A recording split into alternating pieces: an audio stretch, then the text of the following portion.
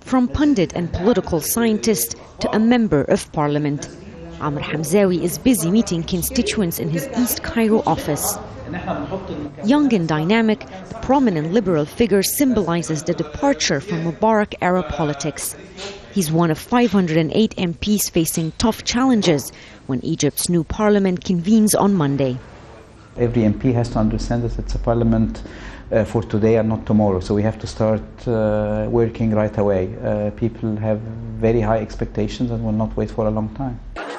For the first time in years, this building will get a real taste of debate after decades of being dominated by one party.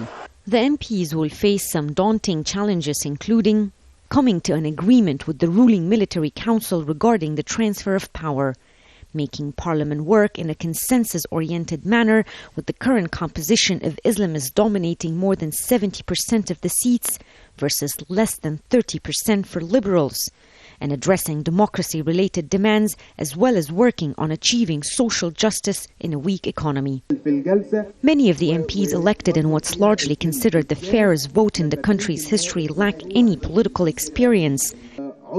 It's something the Salafis, newcomers to the political scene, have realized.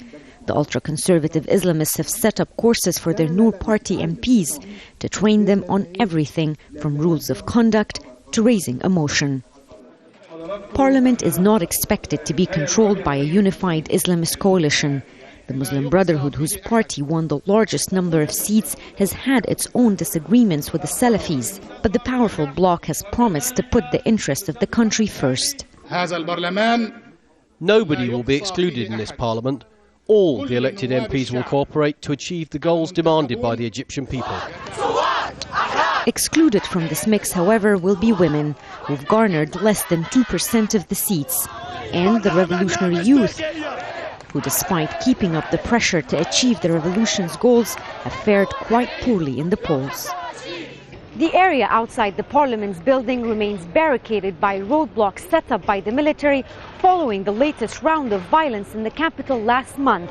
The scene is a reminder to the newly elected legislators of ongoing sacrifices since the uprising and how many Egyptians will be looking to this parliament to translate the revolution's goals into realities. Rawya, Rageh, Al Jazeera, Cairo.